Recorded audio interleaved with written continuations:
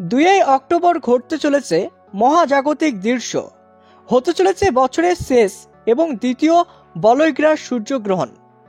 এই সূর্যগ্রহণ ভারত ও বাংলাদেশ থেকে দেখা যাবে কি, এবং এই সূর্যগ্রহণের সঠিক সময়সূচি কি রয়েছে, কখন শুরু হবে এই সূর্যগ্রহণ, কোথায় কোথায় থেকে দেখা যাবে, এবং এই সূর্যগ্রহণের সময় কি করবেন কি করবেন না, কি করলে আপনার ক্ষতি হতে পারে, কি করলে আপনি লাভবান হবেন, এবং কোন কোন রাশির উপর খারাপ প্রভাব পড়বে, কোন কোন রাশির উপর ভালো প্রভাব পড়বে, সমস্ত খুঁটিনাটি তথ্য জানিয়ে দেবো ভিডিওতে।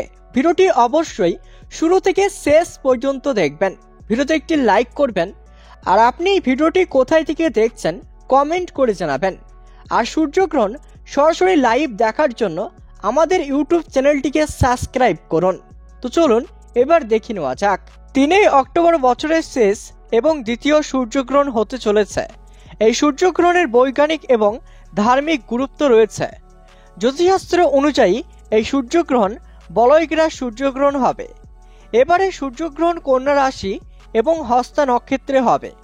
দেখে নেওয়া যাক এই সূর্যগ্রহণ কখন শুরু হবে, কোন কোন দেশে দেখা যাবে, আর ঠিক কোন সময়ে শুরু হবে এই সূর্যগ্রহণ।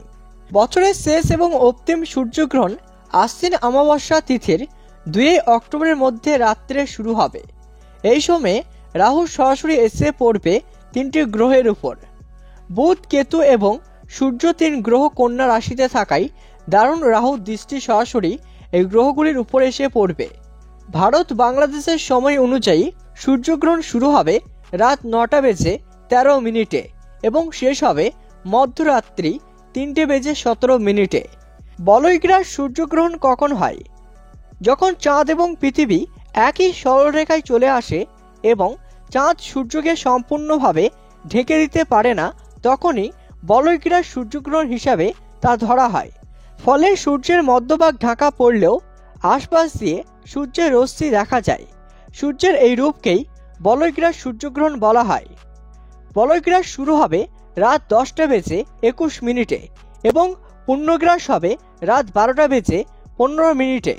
গ্রহণ চলবে 7 ঘন্টা 25 সেকেন্ড।